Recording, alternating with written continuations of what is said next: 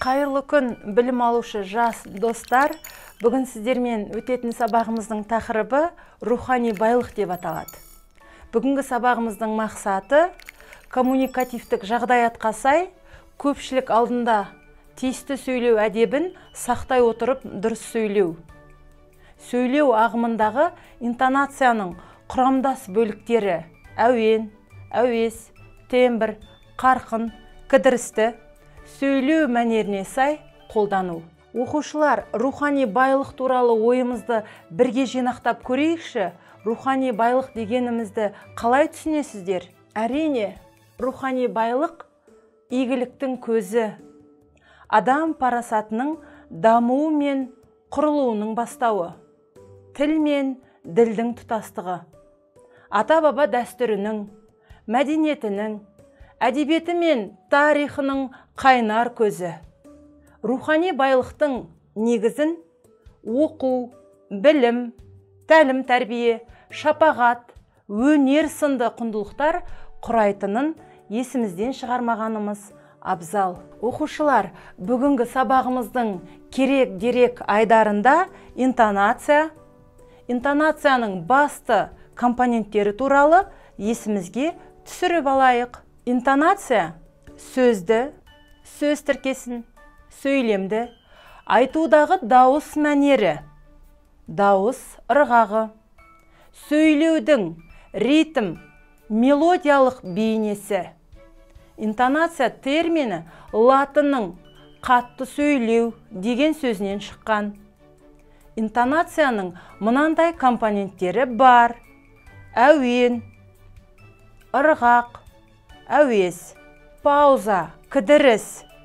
Сөйлеу үстінде болатын кідіріс, үзіліс. Сөйлеу қарқыны белгілі уақыт мөлшерінде сөздің, сөйлемнің, айтылу қарқынының шапшаң не баяу болып келуі. Сөйлеу темпі, сөйлеу элементтерін дыбыс, буын, сөз, айту жылдамдығы. Тембр, дыбыс дірілімен байланысты негізгі тон мен көмекші тонның көтеріңкілігі және күш жағынан өзара қарым-қатынасынан туындайтын дыбыстың сапасы. Оқушылар, мәтінді әуен, әуес, тембр, қарқын, кідірісті сақтай отырып, бірге оқып көрейік. Көшпелілер өнері ғаламат өнер. Әлемдік мәдениет қазынасында оның баламасы жоқ. Ол ғасырлар елегінен өтіп, кәдім заманның аңғалда қатал, жалған дүниенің өз үйлесімі мен жөн жосығының, уақыт тұңғиық иірімдерінің жаңғырығын бізге жеткізеді. Оған сырттай зер салып салғандақ, өтіміш заманалардың біртіндеп тіріліп, көшпелі әлемнің жасампазда сарқылмас күш қуатын арқалап, өзіңе жақындай түскенін сезінесің.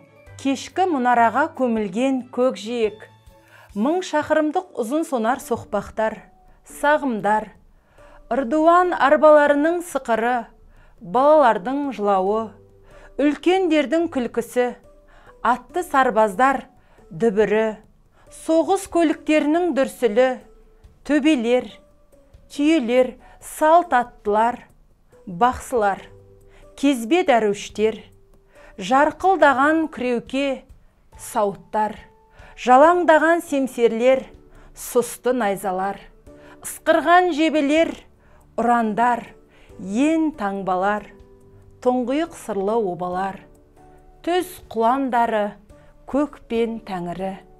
Мұның барлығы біздегі құндылықтар жүйесінде әлі де өзінің тиесілі бағасын алып, орнын таба қойған жоқ.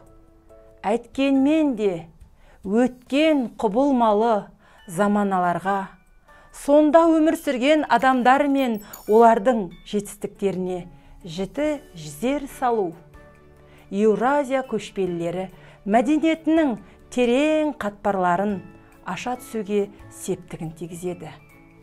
Ал ол болса өз мұрагерлерінің рухани мәдениетінің негізгі құрамдас бөлігі екені анық. Оқушылар, бүгінгі сабағымыз өз мәресіне жетті. Сау саламатта болыңыздар.